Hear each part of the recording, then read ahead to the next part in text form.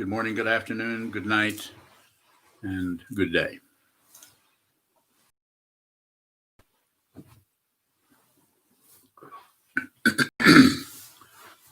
The Dharma talk for today is titled "Collecting Evidence?" ?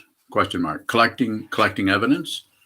So you could start out with that, and as a question, are you collecting evidence for something else? Are you trying to prove something, or do you have some kind of an agenda about getting your way, particularly?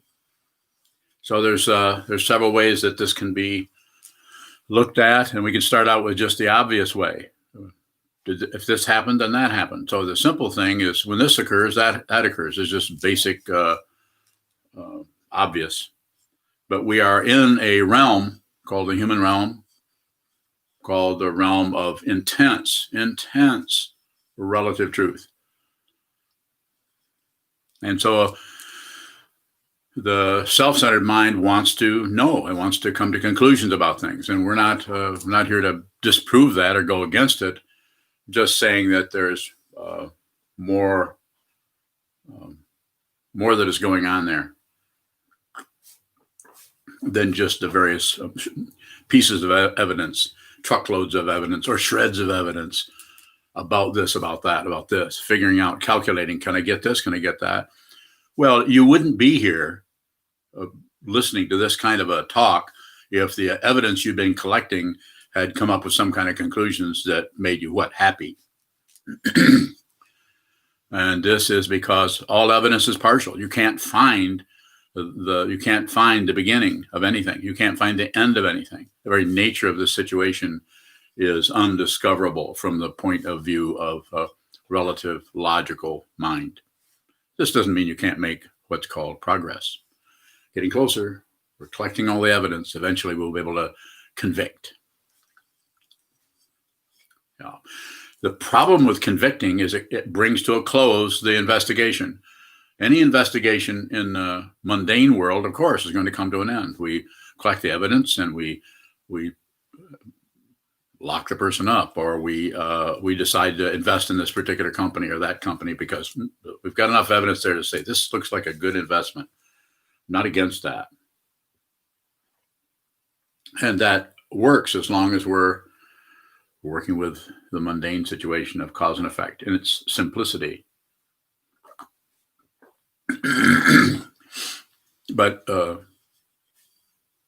cause and effect or dependent origination is not that simple. If there were a real self, if there were a real me, a real you, which actually was substantial and could actually just work in a relative way with everything, then might be a different situation happening here. Just like I've said before, if you're going to live forever, why meditate?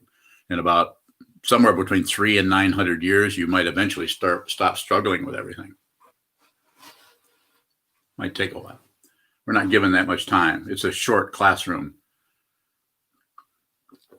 Some of us are not given any time at all from a relative point of view, but from an ultimate point of view, there is no time. This is that's why it's called ultimate.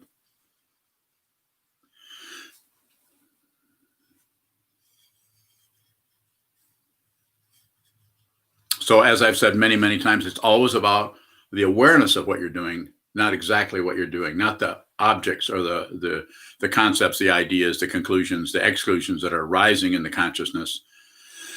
It's about the awareness, because if there is an awareness about what is arising, then we begin to see all the smaller, more refined, perhaps, or less obvious aspects of any given situation that is arising. If we begin to see that, which through the sitting practice of meditation, through shikantaza, through sitting down and watching what moves over time, you eventually begin to see the very, very small aspects, details. You begin to see the texture of the situation that you are dealing with. Pardon me.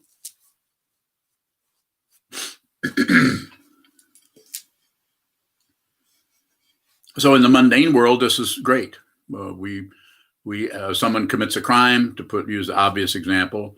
Someone commits a crime, we collect the evidence. Yep, they did it. It was their gun. It was their knife. It was they were the one who went through the store window and took off with the teddy bear collection. So we can, punish them, lock them up, do whatever with them. Because we have evidence, there's proof, there's a witness, there's eyewitnesses. I think even lately their eyewitnesses are not so credible because of the eyes. Yeah. The me, I would say. Because we see what we think we see. We don't see what we see what we think we see. If you actually saw what was in front of you, you wouldn't convict anybody. Because you would realize that everyone you're looking at is your mother, ultimately. Relatively, maybe not. But ultimately, you're completely connected, which is a kind of a useless word because it's just an ego word. We're all connected. No, we're not. You can only be connected if you're separate. And you are separated, but you're not fundamentally separate. So trying to take something that's separated and put it together with your logic, your ideation, your conclusions, your exclusions, and allow that to protect the further escapades of the ego, it's a protection. Okay. And anytime you come to a conclusion, ego, you don't need them. If you are truly respectful of the very environment you're in, which includes your own mind stream, which includes the stream outside your window if you live in the woods where there's a stream, the traffic going down the road, the lawnmower running next door. If you're truly respectful of that and you're respectful of your reactions to it, you will see that they are not separate. And if you do that, the ego gets no oxygen in that area. It's not to say that it won't continue, but the wisdom mind, your Buddha nature, your awareness will see that it is untrue, and it'll just be one more branch on a tree. It'll be one more situation that is dependently arisen. So it has a kind of, what is that new word, truthiness? It has a kind of truthiness to it because it certainly feels real. Well, if it feels real, shouldn't we go with it? No, don't do it. Because if something feels a certain way and you go with that, what have you just done? You've abandoned the feeling for what you think the feeling points to. This is a misunderstanding. It's a really fat one. You could look at it. If you look at it, it begins to lose its sheen, not to mention its volume.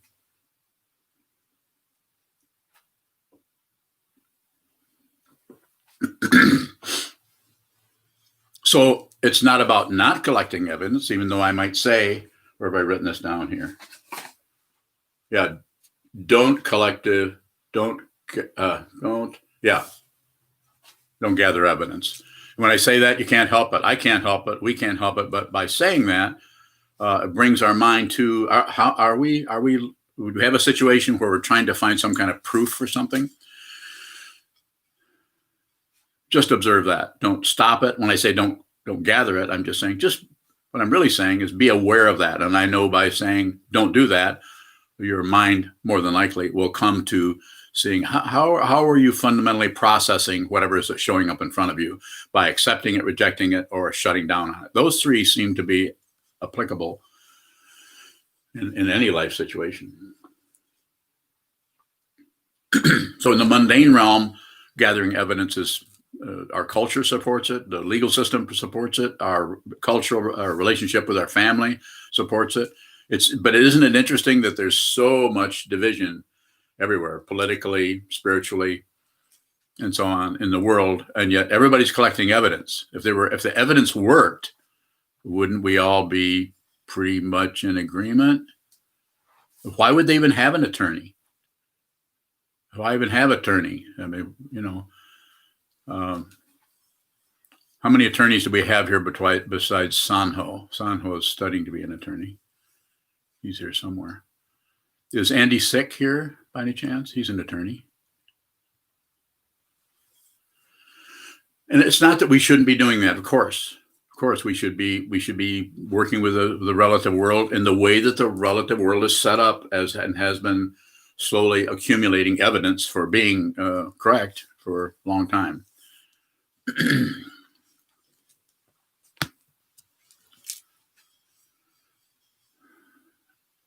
in the dynamic that shows up for every person, as soon as you go to sleep,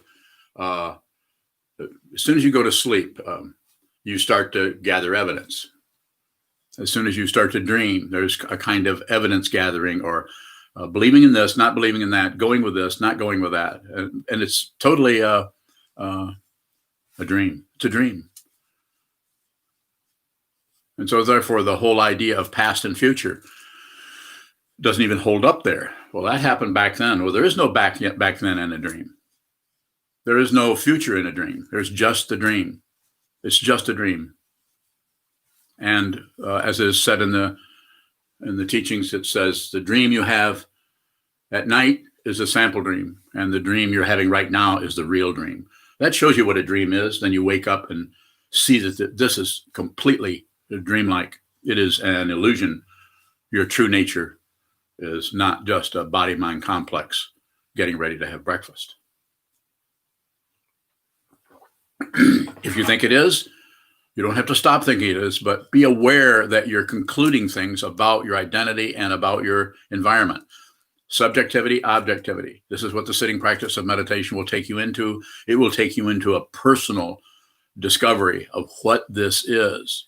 This is not a belief system. There are a lot of spiritual paths, quote unquote, that are about a higher, better, greater spiritual creator dynamic.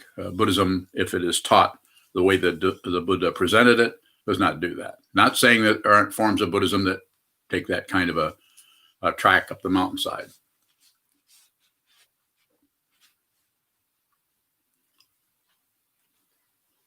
So the idea of this talk is about encouraging you to look at any time you have a big cause, anytime you look at something and then abandon what you're looking at for a why. That's you're looking for evidence, because that conclusion, either positive, negative, neutral, about that reifies the one who is witnessing that. It reifies the power, the strength, the apparent reality of the witness or the self. It's unreal, but don't believe me. You could consider it. You could consider looking and seeing that which appears as me and my world, or me in my bedroom, or me and my broken lawnmower, unreal.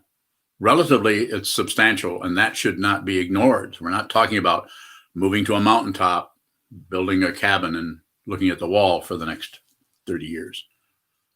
If you need to do that, you'll already be there. You won't be listening to me.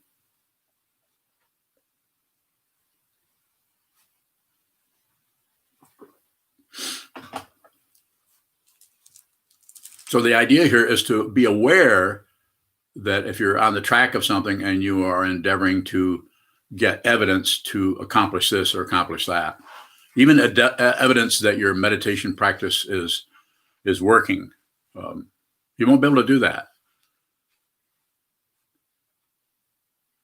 I'm not saying that something won't occur that looks like I'm feeling better. My meditation must be working. I'm less.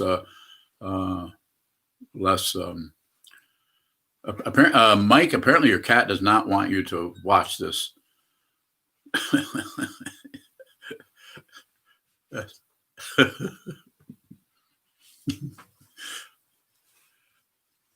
So the idea there is to observe the way you are grasping at the evidence, or rejecting the evidence, or concluding something. And it's not that it's not relatively true. Of course it is. But like I said before, if this worked, you would not be here. You would not be listening to someone who is encouraging you to look into your consciousness. Look at what shows up. Look at it. Some of you I've talked to quite a bit, and some of you I have not talked to maybe at all or very little. But what I always encourage you to do is, don't believe me. Just if you're coming this direction, then I'm going to say, find out, sit down, hold still, and discover that the nature of the consciousness itself, and see that it is without a center. It's without. You have a question? Go ahead. This is from Melissa in Portland. Yes, Melissa. She asks, when I have feelings about a situation, I collect evidence about it. Then more feelings arise, which then causes me to collect more evidence. Is that a form of dependent origination? If not, what is it, Melissa Bauer? Everything is dependent origination. Anything you can point to, anything that shows up is dependent on everything else for its apparent singularity or conclusiveness or exclusiveness. Inclusion, exclusion, not dissimilar, just two motions, but they're still in the cause and effect system that has been pointed out as pratitya samutpada by the Buddha a long time ago, and even deeper than that in the Indian tradition. So what shows up, the idea there is to not stop collecting evidence, but just notice that, just be aware, and you'll be more and more aware the more you do sitting practice of meditation.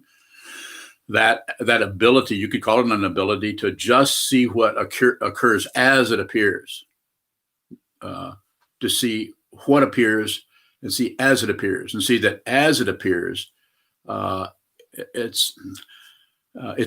see as it is, you have to see how it appears, and to see to see what it is, you have to see that what is appearing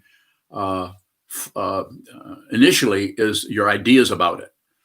So that what looks like it's appearing out here is actually what you're adding to it with your ideas about that based on hope and fear. So the evidence you are collecting, and I'm not accusing you of anything, Melissa, but the evidence you're collecting is actually not out there.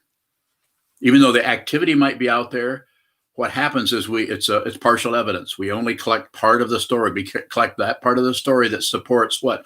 Our initial desire, grasping, our initial aggression, trying to get rid of, or our initial feeling of does that really concern me? Should I even be looking at that? Ignorance, trying to ignore, set it off to the side, come to a conclusion that, well, that's not even important. I don't know why I'm even looking at that.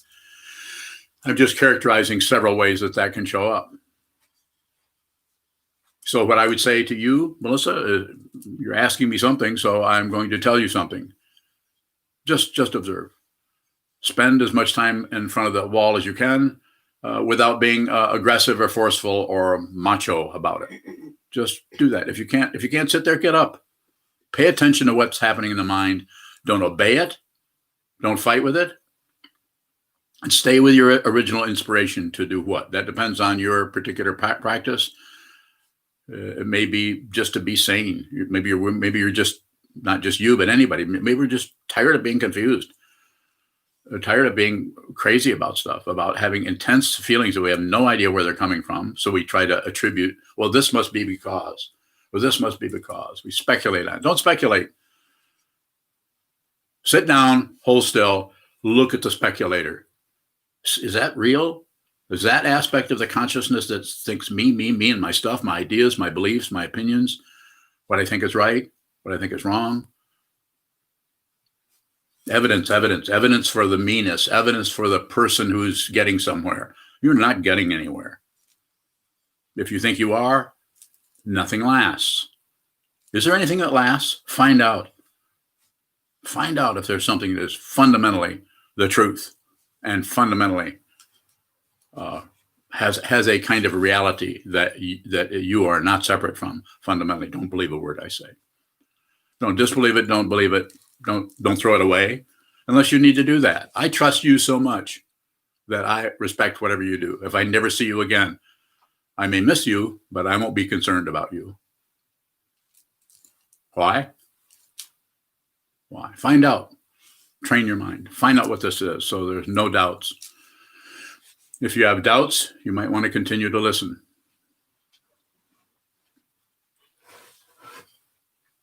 Further questions?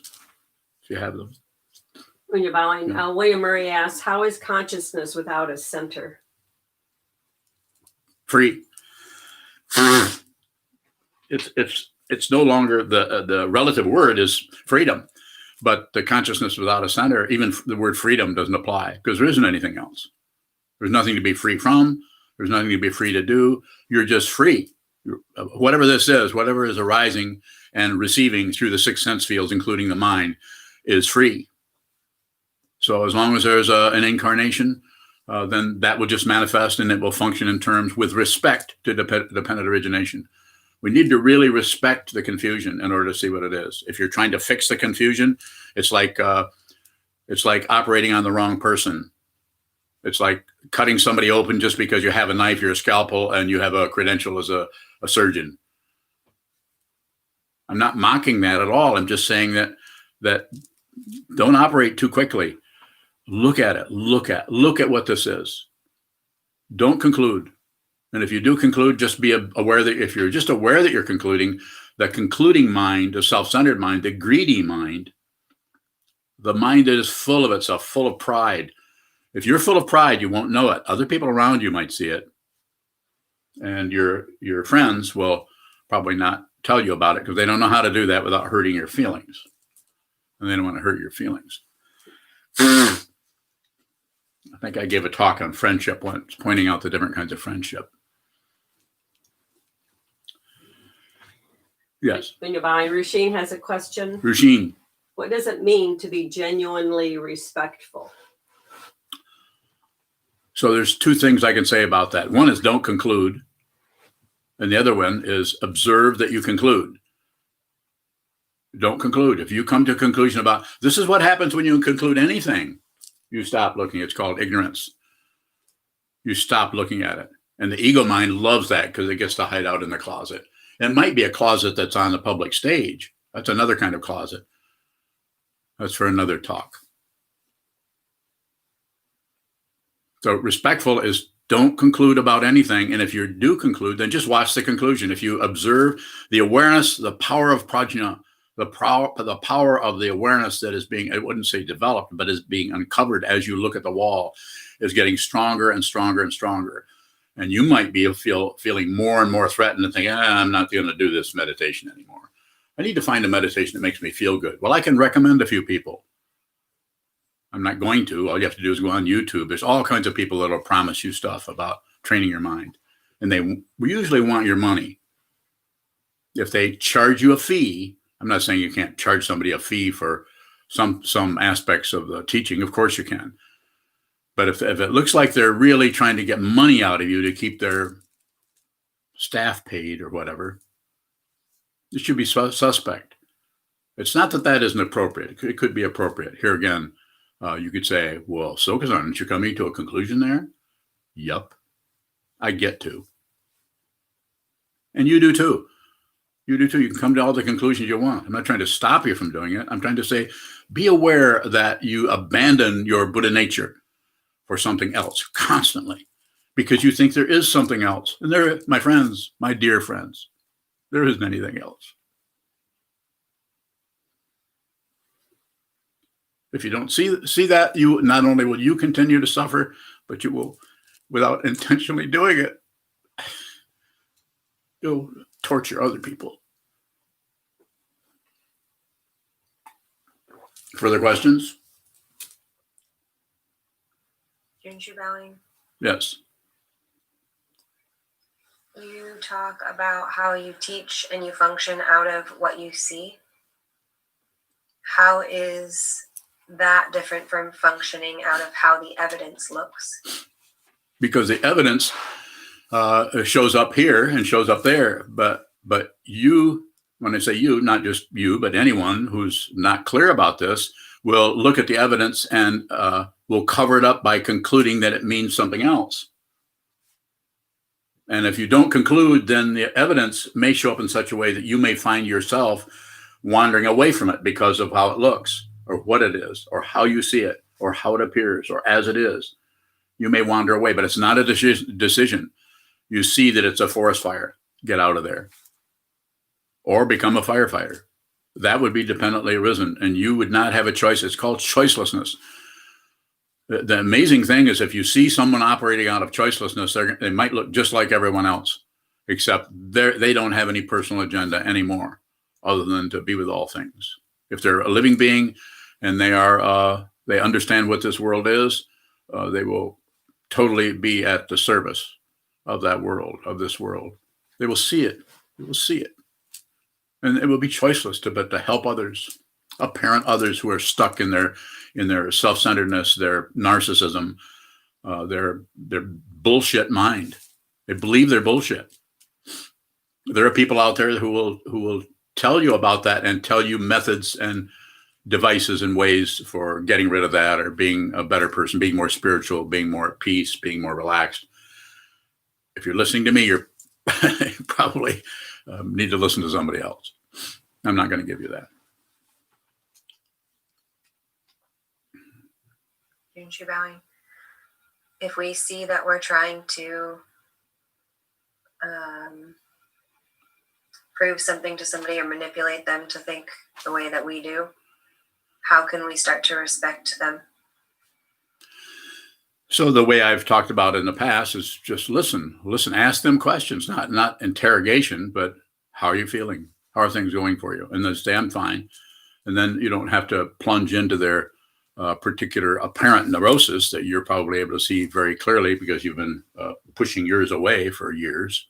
Not just you, but anyone. Then take an interest in them.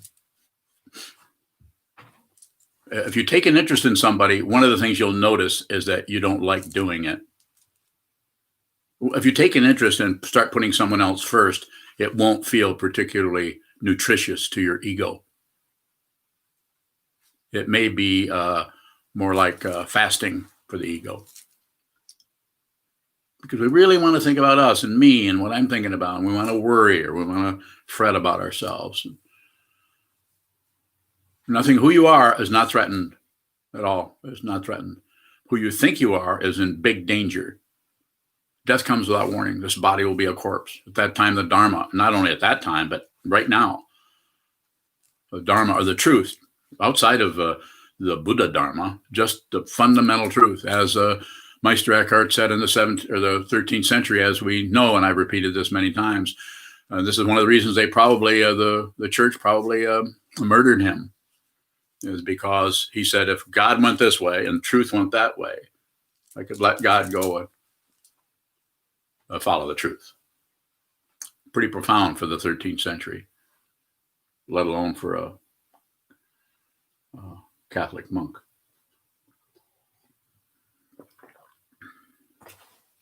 When you're bowing, Rushine has a follow-up question. Good. She asks, it feels like the only way to be respectful is to not do or say anything, since it all feels like a mess of conclusions. What do we do to not torture? Keep it zipped. Don't talk. I mean, you could even set up a form for yourself. So I'm not going to say anything unless I have to for the next week, or do it for one day. Do it for an hour. Especially in your situation, Racine, haven't you got 4 children living with you? Seems like, as I recall. I'm not very good with numbers, but it seems like as the last time I was there, I saw 4 baby bunnies. All numbers look like bunnies, if you haven't noticed. So that you could set up a form so that you do it with a form. Set up the form and don't obey it, but observe it. Observe how you can't quite do it. How you, in the middle of that, you still talked. It's not, and don't correct that. Don't go in with the opposites and try to create somebody who can obey a form. It's not about obeying. That's a misunderstanding. I think that's why I spent 4 years in the Marine Corps, is to find out what it meant to manipulate people and torture them and scare them and threaten them and get them to do what you say. That's what this whole world is about, people obeying other people.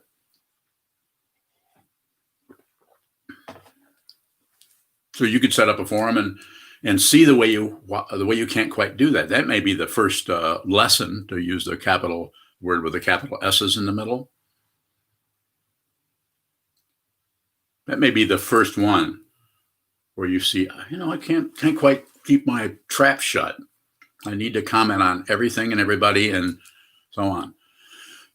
So you could do a little bit, and then use your awareness to see the way the division shows up without a self, or if it shows up with a self. If there's someone there, if Rushine is there, or Christy is there, and it shows up as somebody doing something, or mom doing something. If the identity shows up, that's always about awareness. Don't modify it, don't change it, don't shave it off, don't minimize it, do nothing with it. Just receive that as a perception or as information. And then the next time you pick out an hour where you're going to do that, then notice if there's any contrast between the two, not improvement. I'm not talking about that kind of conclusion.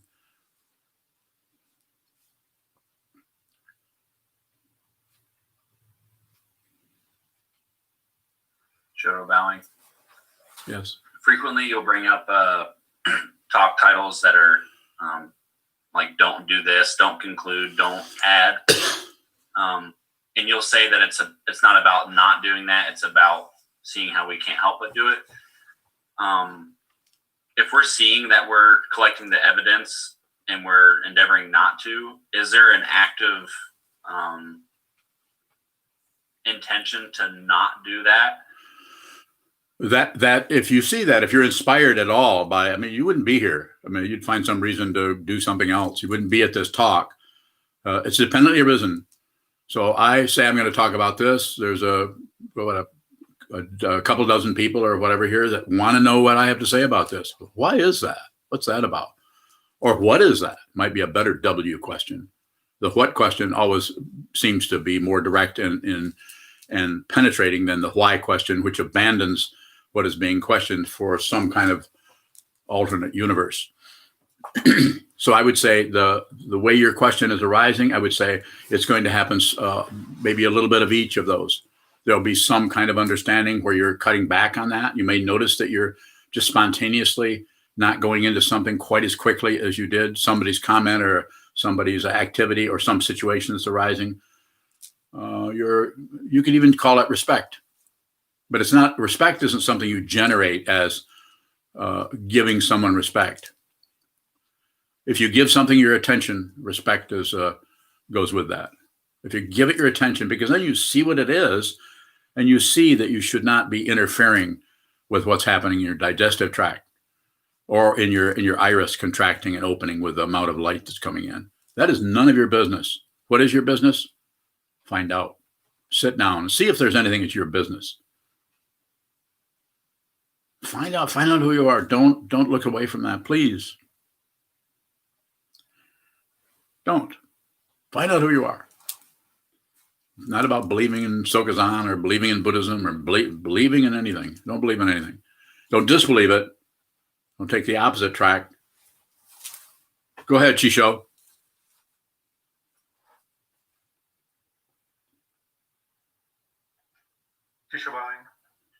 Going back to the response that you gave to Junshu about keeping quiet, if keeping quiet has a feeling of not helping somebody else, how do you work with that? Bye. Yeah. So the feeling of not helping somebody else may actually be minding your own business. But if the other aspect of the little the donuts that are around the corner, my word for don't, the donuts that are around the corner are showing up in a way that you don't really realize that you're making something your business that is actually their business. So the best way this is just a possibility. The best way to respect somebody is to mind your own business until you really get permission. This doesn't mean they're coming out and saying, help me, I need your help. What should I do? What should I do? When they say that, listen to them. Say, I see what you're saying. Yeah, let me think about it a little bit. Postpone it a little bit rather than go in with any kind of immediate advice or suggestions. Respect their confusion. And when their confusion shows up to you and you're a person who's been working with their mind and you're beginning to have an understanding of what's happening with your own confusion, you're beginning to be more clear about other people's confusion. There could be more of just being respectful of the confusion. You know, if they're standing in front of a moving train and you see the train coming, you have my permission to snatch them out of the way of the train. Not that you need my permission, but that's dependent origination in its powerful immediacy. You're not going to see that immediacy. You will see your idea about that. So like two people come, one is threatening to, I'm going to use an extreme example here, and please don't believe anything I say. This is not instructions on how to do this. You can't give instructions on how to live. You can only give instructions on how to see reality. This is all the Buddha did. Two situations, two people are threatening suicide. One of them, you grab them and stop them because you see what that is. The other one, you respect their confusion. But that's not a decision. If you decide that with your thinking mind, you might actually interfere with the person who needs to go through that process and actually stop it might flip on you is what I'm trying to say. As the very person that you should be stopping, you're not, because you're trying to respect them out of your thinking process. And the person that needs your respect, you're actually stopping them, which later on, then they kill themselves. I'm just making up a story here. But I'm saying be very respectful of other people in terms of that. So I would say the other word that I sometimes say is don't do anything unless you have to. So wait. It might be very difficult to listen to someone who's having a lot of difficulty, but watch very carefully and see that if your thought process is arising in front of what you're seeing, as Trungpa Rinpoche would say, first thought, best thought. It doesn't mean that it was a thought. It doesn't mean that it was necessarily the best, but he's trying to help people who are asking him questions. And you say, well, probably the very first thing is arising has the least amount of chance of having a bunch of your stupid ideas laminated onto it. When I say stupid, I'm not saying stupid in the sense of being wrong. I'm saying it's stupid in the sense of being ignorant of what is there. The ignorance of what is there is very challenging to the self-centered mind, and it feels like it's threatened when it doesn't understand. So it'll make up stuff instead of being brave, you could say, and being willing to receive what is appearing. What is this world? Who are these people? That is your daughter, your son, your mother, your aunt, your father. Who are these? What is this? And as soon as you say that W question, who, then you might want to say, what is this? You might want to say, who is this? This is the one that is covered over with what? Come up with a couple of different conclusions. Full of horseradish. You don't want a lot of that on you. Diamonds are good, but you can't eat them. So am I being silly? No, I'm making perfect sense.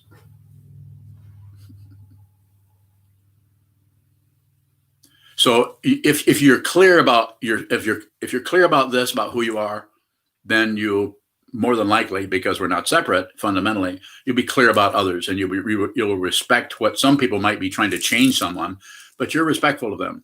Someone else, people are saying, you're on your own. You made your bed, now lay on it. Or you might actually jump out your window, run down the street, and try to find them, to save them or help them, protect them. But it needs to come out of your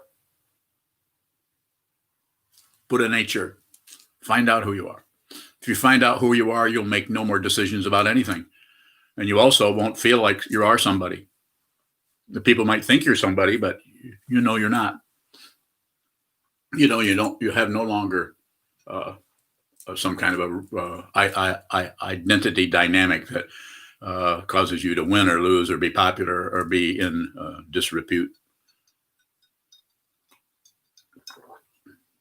It's called Tamagishepa, ordinary mind, as the Tibetans would have it.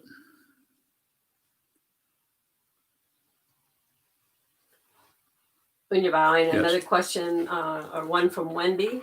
Wendy. She asks, is not knowing a conclusion? If you think you don't know, then sure, it's a conclusion. But if you know you don't know, then that's a no-no.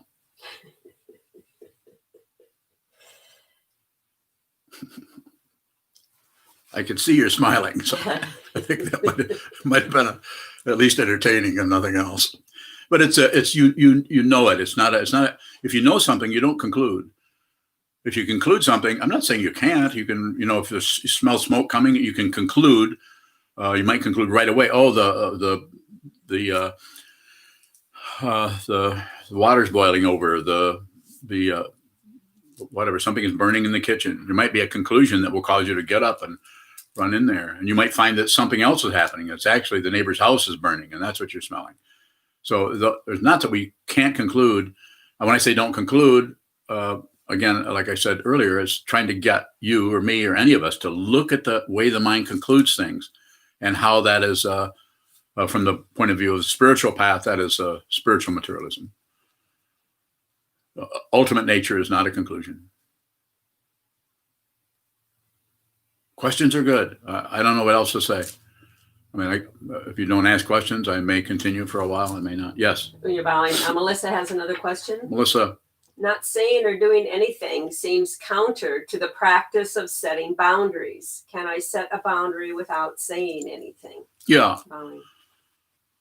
You could just set the boundary and then observe you set the boundary and then observe the way it tends to breathe.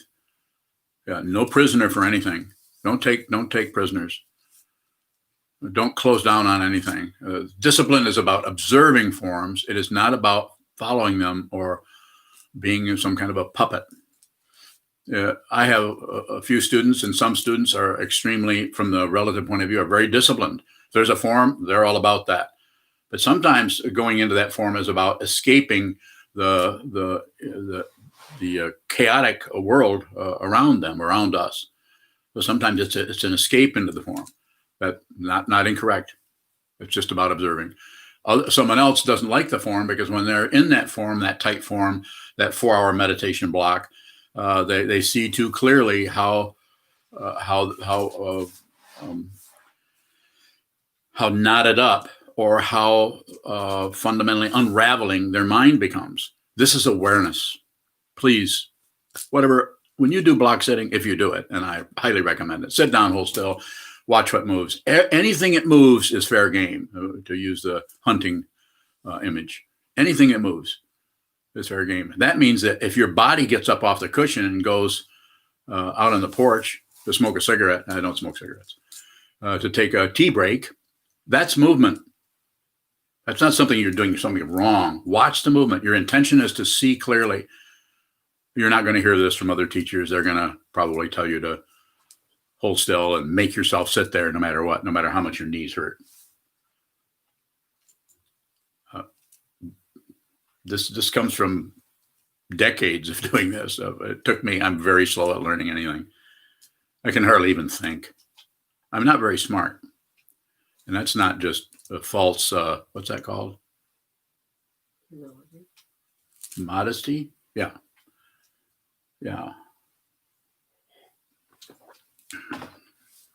No, it's just the truth. Yes. There are 2 questions on YouTube Okay. from Hassan. Very good. He says, Dear Sokuzan, in my meditation, I experience this vast space in which all sound, sensation, and even wall or visuals appear. All objects are in that space and no subject. Is that my true nature or Kensho? What was your name again? Hassan. Yeah. So, I don't know if I've met you or not, Hassan. If I have and don't recall, then my apologies. But I would say no.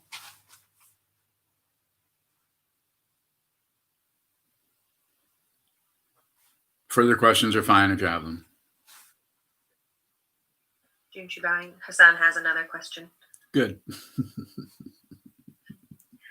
He says, I can sit with intention of just observing my mind, but I have trouble sometimes sitting with koans. How do I make them part of sitting without making it thinking?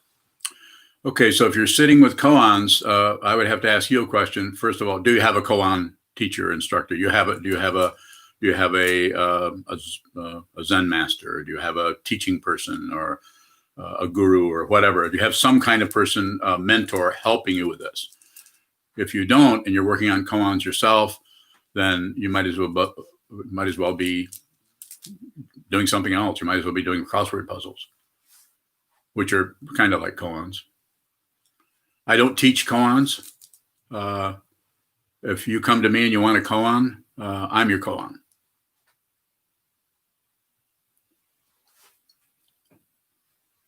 I'm not inviting you to do that necessarily. You should, if koan practice is something you need to do, go right ahead. Do all 100 of them. Read all the answers. There's a book on it. You can 100 koans and all the answers. You can do that. Koans are just logical clumps of. It's kind of like the Zen form of humor. What is the sound of one hand clapping? Well, that's kind of stupid. one hand can't clap. Well, if somebody that you have a lot of respect for that's wearing a fancy robe and sitting on a throne asks you that, then you're probably going to be engaged in that koan. It's just a logical trap. It's like a trap. So, and it may be helpful, it may not. There are people that have practiced koan. I know somebody who's a koan teacher, and this person is not awake. Is that a conclusion I came to? No, I don't have to come to conclusions. All I have to do is see it. It's not a conclusion. If you stick your hand in fire, and you don't have to conclude that it's hot. You just have to be present with everything, not just present with your nerve endings, but present with all of your endings, including your mind ending. The mind and the sense of touch are not two different things. They're just separated. Find out. Find out. Don't take my word for anything. Believe nothing. Shadow bowing.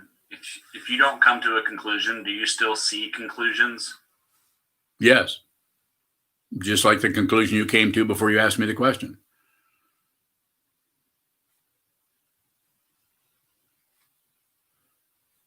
Shadow bowing. Are conclusions innocent?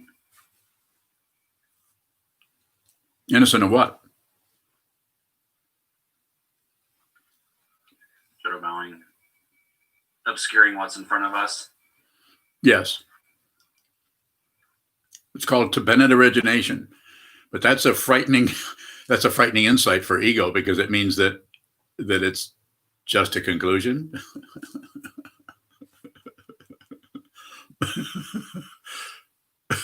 I mean, to conclude that you're somebody is a kind of as a Trungpa Rinpoche would call it, a cosmic joke. When you see it, it's just hilarious that it's taken you so long.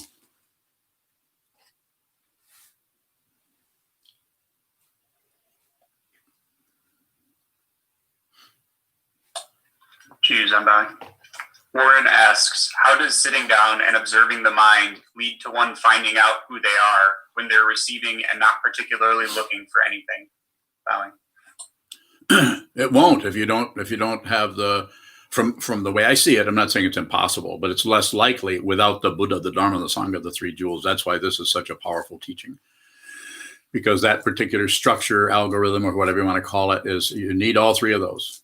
And if one of them is lacking in some way, then, and when I say, in other words, it's not emphasized, or you think you can do it with just the teacher and just the teaching, or you think you can just study the 30 verses of Vasubandhu, or In Praise of Dharmadhatu by Nagarjuna and attain enlightenment on your own, possible.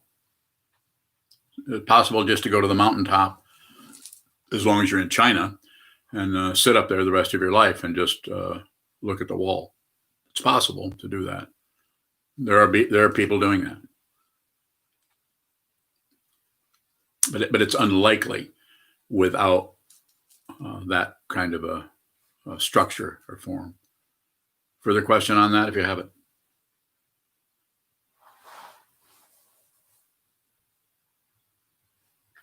Ian bowing. Ian, go ahead. Is seeing what this is fundamentally dependently originated? Yes. Okay. Yeah. Surprise, huh? Yeah. You could go further if you've got the guts I do. You can't find a tree limb that I'm not willing to go out on. Ian bowing. I don't think that was the answer I was expecting, so I don't really know where else to go right now. Yeah, I could see that. But my answer is dependent on what I see. If Bushin were to ask me that, a different answer. If Sokuzan or Mark or Katie or someone else would ask me, then it would be different, because it's dependently arisen. So the actual answer you got is the answer that you weren't looking for. So that's why you got that answer. Not separate. There isn't anyone here. I mean, sure, there's an old man here that's bald with a tooth missing, and who thinks he's a rabbit. This is, some people think when I do this, that's a devil. That's not a devil. It's a bunny rabbit. See how you project? It's not separate. It's not some other person. Good questions. Please come. Bring your insight, your intelligence this direction with a question, and I'll help you as much as I can. That's the way I get permission from you.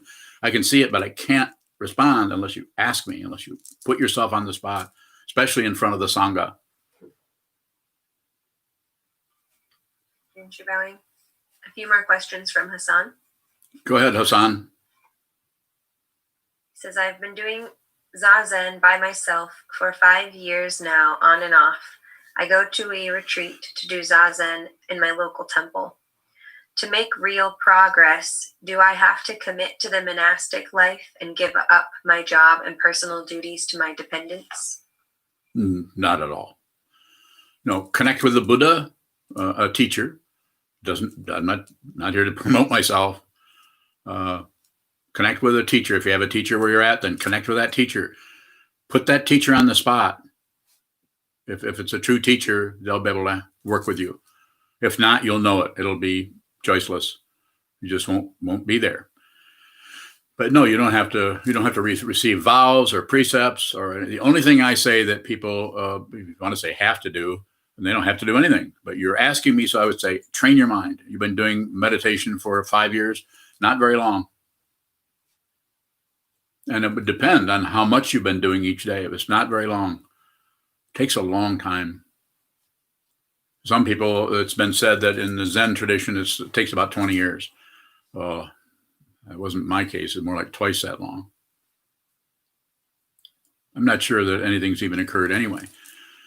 But in response, a further response to your question, take care of your dependents. Continue to have your job. If you can connect with a teaching person that you trust, and this is a person with koans practice, it's about the connection you have with the teacher rather than is the teacher enlightened or not. If you're looking for an enlightened teacher, you're going to look for a long time because you're just going to see your projections. Until you're awake yourself, it'll look like some people are awake and some people are not. And the teaching person, if she is awake, all she sees is the Buddha everywhere, in everything, all the time. And it's not even a 24/7. It's more than that. And so I would say, try to use that since you're practicing Zen, and use that situation. If you have a koan master, then you can continue to work with that. If that's what you need to do, you'll know. But you're listening to me or you're talking to me. So I would say, take care of your dependents. Keep your job. Schedule yourself so that you get some practice in. Do some long-term practice. And one of the practices that I teach, especially for people who are outside of a structured a monastery or a strong form or like that, I would say block sitting, 4-hour periods, maybe once a week anyway. So you actually go down in. You don't do any walking meditation. You don't have any other form other than sit down, strike the bell. 4 hours later, get up. No, nothing else, unless you need to. I mean, and I wouldn't meditate on koans. I would just watch what moves, including your body if it gets up and goes to get a sandwich. That's also movement but make sure the form is there. Observe the form. Bell rings, 4 hours later, it rings again. What you do in there is awareness practice. And as much as your intention will stand, it should be sitting still and watching what moves.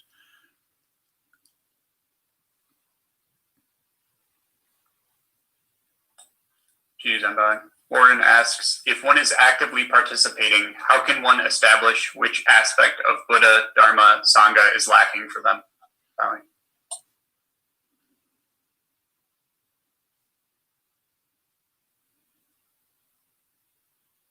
I would say in your situation,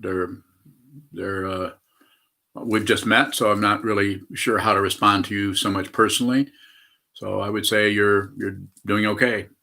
You're doing what needs to be done. We have to look at the whole COVID thing, and the downside, it's kind of collapsed the immediacy of the monastery, but then the Zoom has expanded. So we have more people are able to have access, even though you live on the other side of the earth. So there's upsides, downsides, however you want to look at it. So we're able to do this. It's a matter of just continue and keep those in mind. You can also, even though you haven't formally received vows, you can actually begin to bring that form. You could, before you sit, maybe you do this already, I don't know. You could have an altar or something, some kind of a focus. And it can be anything from, it can be just a stick of incense. And take refuge. Say, I take refuge in the Buddha. I take refuge in the Dharma. I take refuge in the Sangha. I take refuge in the Buddha as an example of someone who is sane, if you can find somebody. I take refuge in the Dharma as the truth that the Buddha taught. Everything is dependently arisen. There are no separate beings anywhere. Simply put, that's the Buddha Dharma. And not to mention all the other things that are taught there. And then I take refuge in the Sangha, or the community of people who are endeavoring to understand this transcendent teaching of the nature of the world and the nature of consciousness.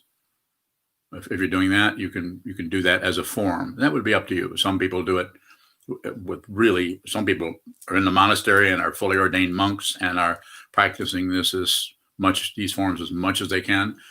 And other people are not. They're doing a different version of it. And I respect that. I respect people to do what they need to do for themselves. And then like you asked me that question, then I'm able to give you my response.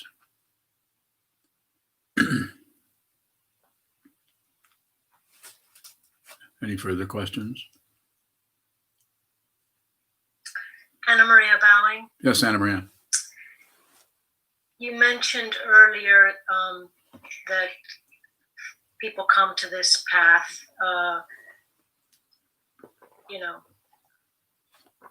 not because life was going too well, No. tired of intense feelings and not knowing where they come from. Yes. If you are genuinely tired of these feelings and that suffering, and neither looking to get rid of them, but also not wanting to add to them, what does respecting your suffering look like in working with that?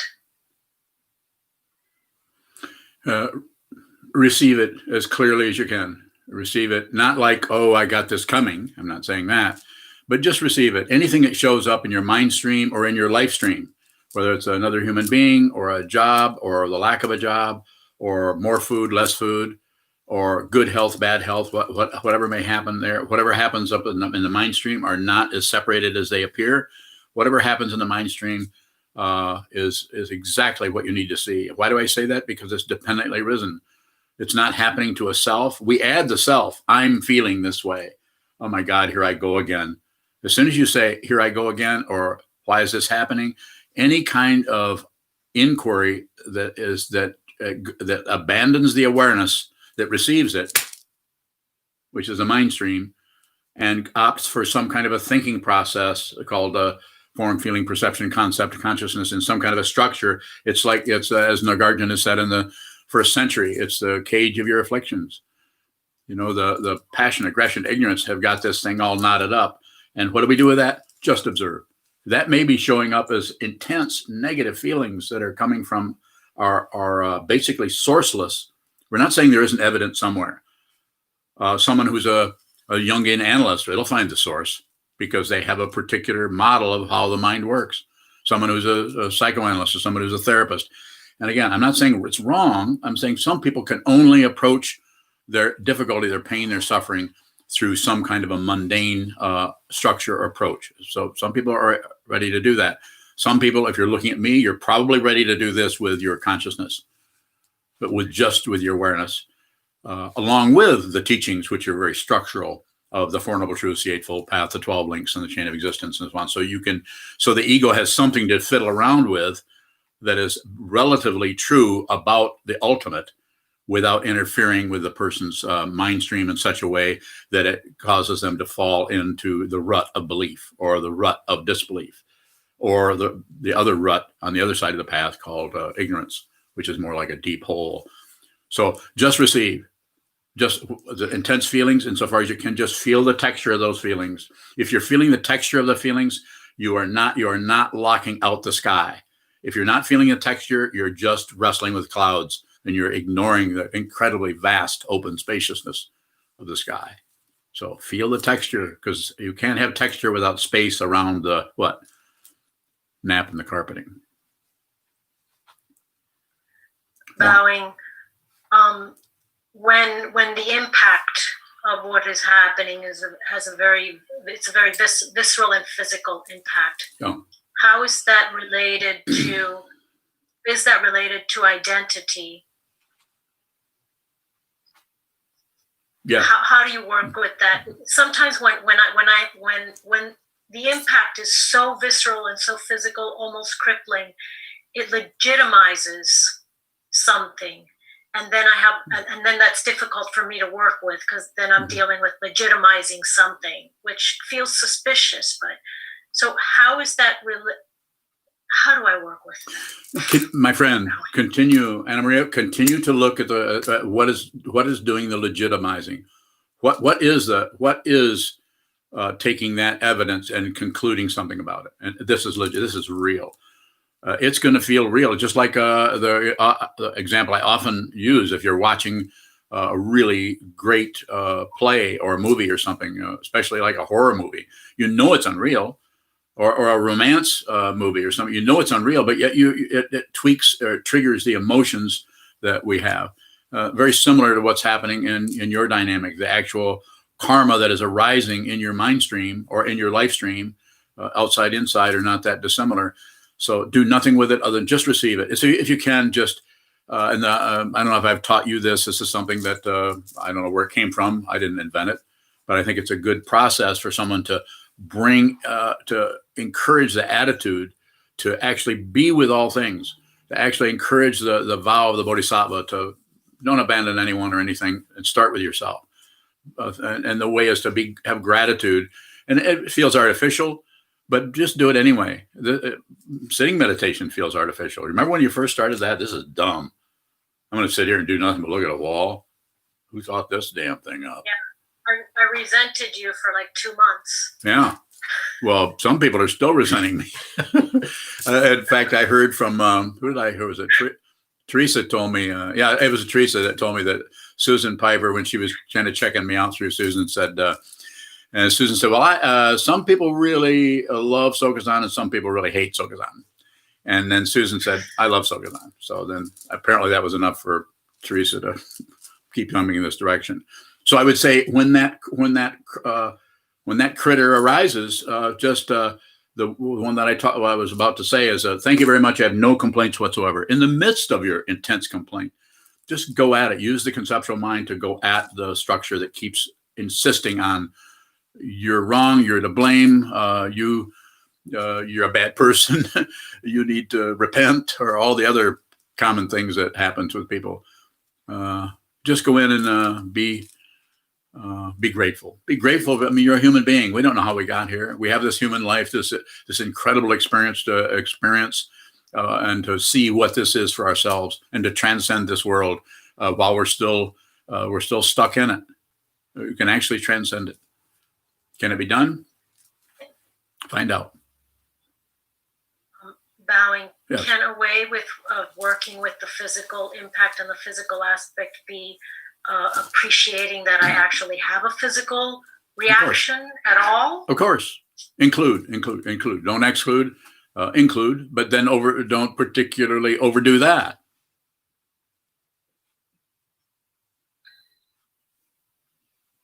Que siempre seas feliz.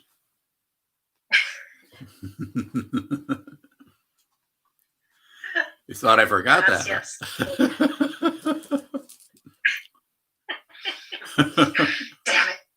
Damn it. So inconsiderate of you. I know. I'm an ass. I'm here to insult you. Gracias por los insultos. Let's see. What's that other one I've got written down somewhere? Let's see. I don't know if I can do this or not. Que verás la verdad por ti mismo. How's that? Kind of good. Good. Is that Que okay? veas la verdad por ti mismo. Por ti mismo. Que veas la verdad por ti mismo. Yeah. And here's the French one. Pouvez-vous voir la vérité vous-même? Vous-même? Vous-même? Is that correct, Mayun?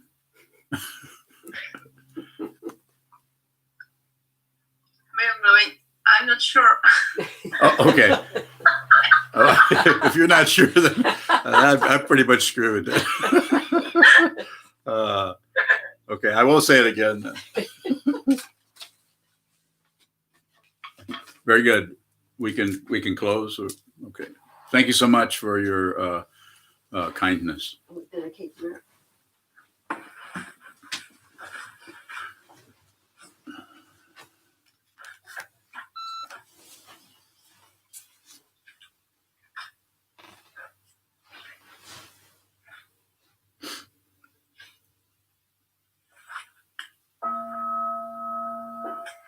May the merit of this penetrate into all places so that we and every sentient being together can realize the Buddha's way. Jivo san shi shi fu shi son sa bo ko sa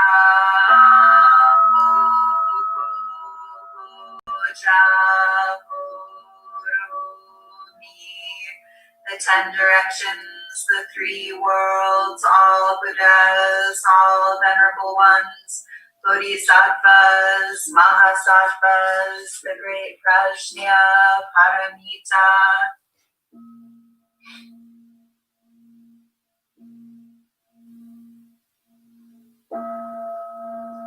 O Buddhas and Bodhisattvas of the 10 directions and the 3 times, please hear us.